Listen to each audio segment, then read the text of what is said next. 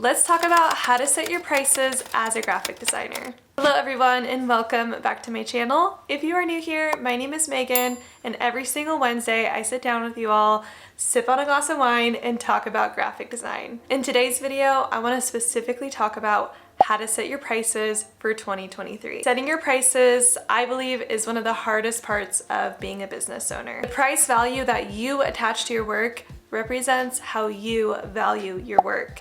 So it's a tricky thing because you don't want to come off too cocky, but you also want to come off understanding the value behind what you're providing.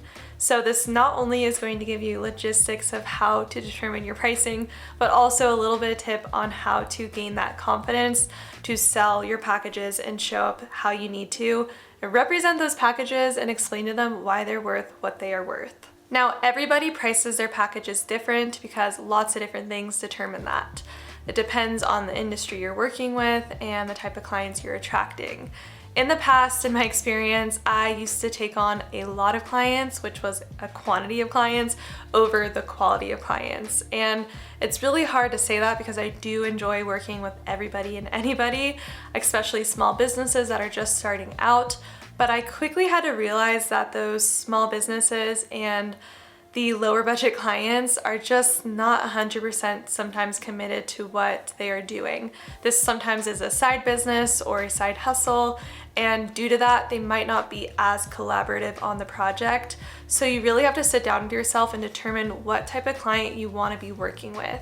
And of course, there's different niches, but there's also different types of personalities and different types of services that you might also want to provide. So I've made videos about niches before. I'll link one up here for you to go check it out. Niching down does help you kind of determine those prices. So I do recommend sort of determining what industry and what area or what service type you want to provide before jumping into determining those prices. Now, most of the time, I believe a lot of designers are charging either way too much or way too little. And a good way to figure that out is if you're not getting any clients right now, you could possibly be charging way too little or way too much. When you charge just perfect amount, you'll be reaching those clients that you really want to reach. Sometimes when you're pricing too little, they might think that you don't have a lot of value behind what you're providing. And sometimes when you charge too much, it's just not reaching that industry that you're targeting. So it's finding that sweet spot that can be really tricky. And this is exactly why I said this can be the hardest part about being a business owner. Just keep this in mind. When you have a high quality package and high quality price, you will attract the high caliber clients. So what I recommend doing as your first initial step when coming up with your package pricing is do a little bit of research on the industry that you are attracting.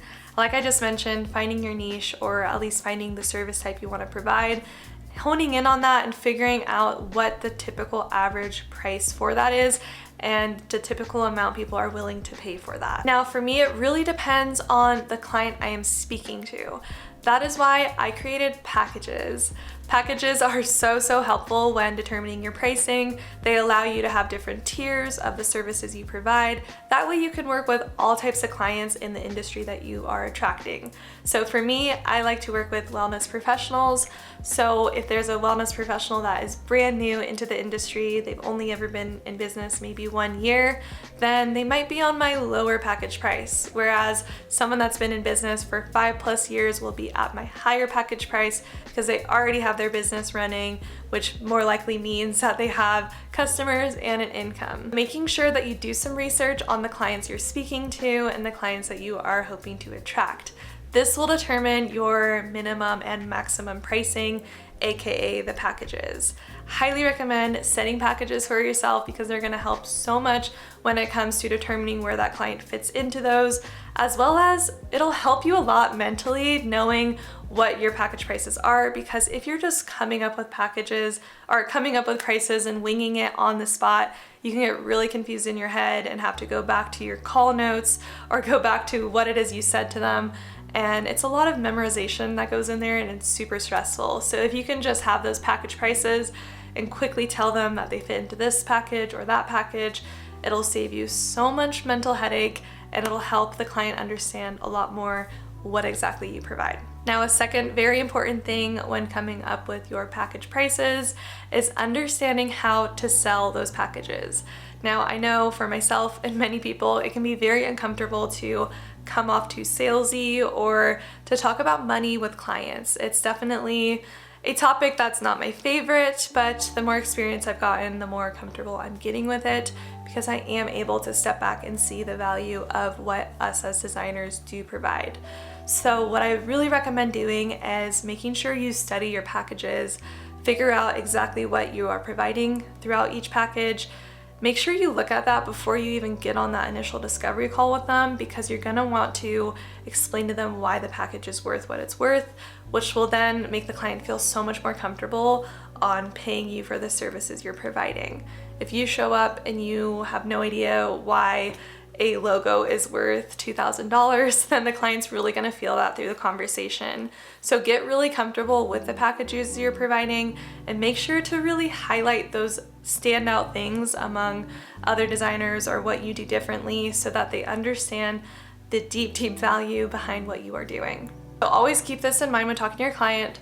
One thing I like to tell my clients is that when I provide them a branding guideline or a logo, that is really timeless and they could potentially be using it for 10+ years. And if that's not a good enough return on investment, I'm not really sure what is. So you might be wondering, what exactly goes into creating the price for your packages? I talked about setting packages because that really helps mentally, but setting packages is just one part of the problem. The second thing is figuring out how to put a value tied to that. So what I like to do is I like to sit down with myself and write out all of my business expenses. You should be writing out how much your laptop costs, how much your computer costs, how much your Wi-Fi is, how much your programs are that you're using. Write down everything and put a dollar amount next to it. That way you know too what exactly you need to be making every month to stay afloat. Once you have your own personal expenses written down, it's important to also take a look at your experience level. And this is where I recommend just being super honest with yourself. Are you new into business? Have you never designed for someone before? Have you been designing for 8+ years? Make sure you write out your experience level and kind of use that as a gauging point of what to charge compared to the average amount most people are charging. In addition to your experience level, you're gonna wanna ask yourself if you're gonna be using any contracted freelancers or if you're gonna have any additional help on the project. For myself, I like to have copywriters or developers for my website design projects. So a lot of times I need to determine what they're gonna be charging before I even send the proposal. That way I can consider that into my package and have that set price so I'm not having to add things on halfway through the project. So now that you have your personal expenses or your business expenses, in addition to any additional help you'll be paying for during the project, you're also going to want to consider the client. And I know I mentioned this in the beginning, but considering the client and how many years they've been in business, consider their budget, and do not be afraid to ask this on your calls. I have been doing this lately just so I can get an idea of where the client is at in terms of how much they're willing to spend. This will not only save you a lot of time, but it also will make your life a lot easier knowing what they're willing to spend and whatnot. And also understand their turnaround time requested. If they want this project done in 7 days and you are willing to do that, you might want to consider upping your price for a quicker turnaround time. Other than if they want it in 30 days, you might be able to charge them a little bit less or fit them into your lower package price. So I know that was a lot of information. I actually created a package price estimator, and this is something I am so excited to talk about because I've been working on it a lot lately. I feel like setting your prices, like I've said, is really hard in business because there's so many pieces that come in to create that overall package price. So I wanted to save you guys some time and create this Excel sheet where you can just plug in the numbers and it'll generate a package price for you. So I feel like this was something that needed to be done for many of us. I will be using this as well. It's so easy to just figure out the value behind each package that you have, considering all those things I just mentioned, like your experience, turnaround time, the client budget, and everything. So if you're interested in that package price estimator, I do have it linked down below.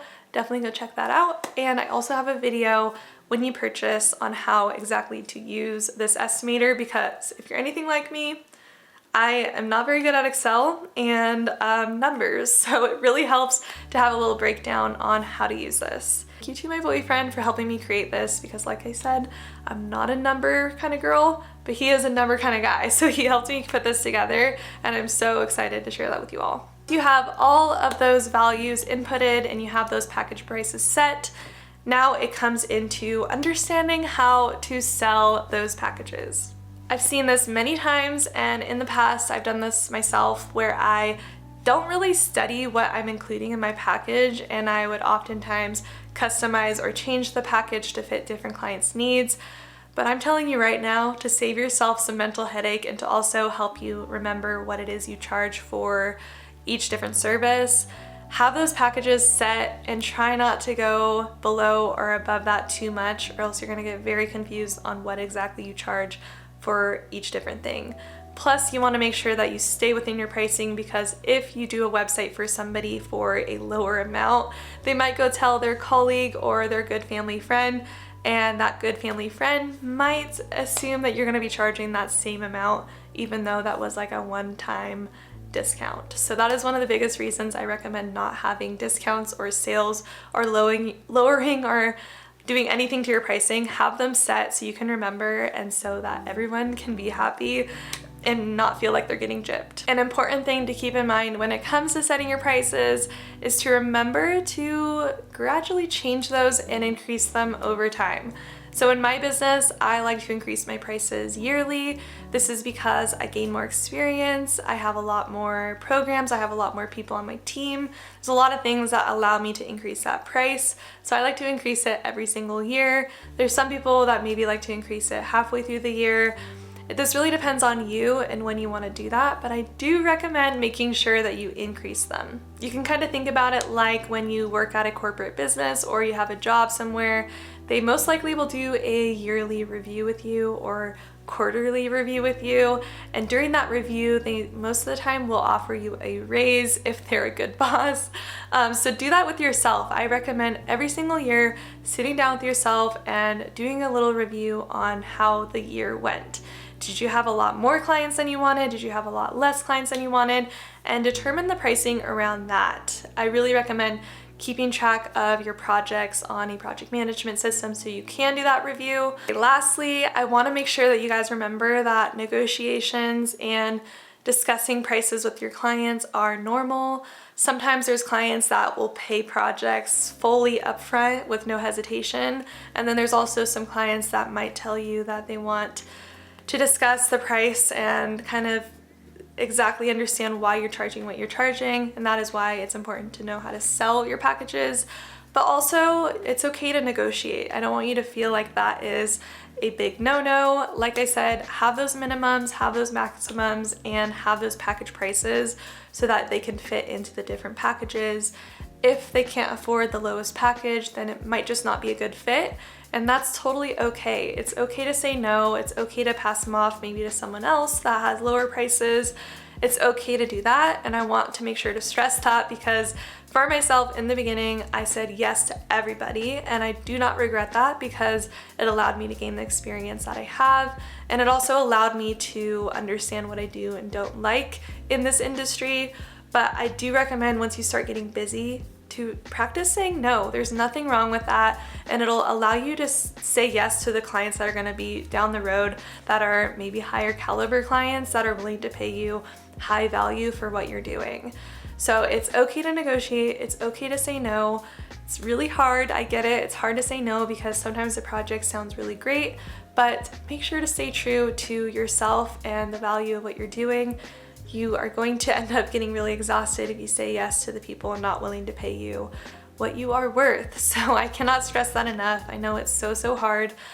It's one of the hardest things in business is knowing your value and staying true to that. But like I said, do not waver from that for the sake of your sanity. And I feel like for the sake of a creative community, it's very important to all stay true to how valuable creative work really is. And I feel like for too long, people think that creative work is easy or doesn't really have a lot of value behind it, but if we all come together and charge the value that is behind it, it'll be so much easier to nail those clients. All right, you guys, that is my video on how to set your prices for 2023. Like I mentioned, I do have that price estimator so you can kind of figure out the starting point of your package pricing. And it is an Excel sheet. It's not going to be maybe 100% exact, but it will give you exact numbers that you can kind of play around with. So do recommend checking it out. It's so helpful. It even helped me out to see like all the different values that maybe I wasn't considering into my prices, but that should be considered because it is your job and it is your income. You want to make sure that you are reaching and staying afloat within that. So definitely check that out. I'll leave the link down below and I hope you guys enjoy it. Make sure to watch the video on how to use the sheet because it is a little complicated at first, but you will get the hang of it, and I'm always here if you have any questions. But thank you guys so much for watching this video. I hope it was helpful. If it was, please give this video a thumbs up and subscribe down below, and I will see you guys in my next one.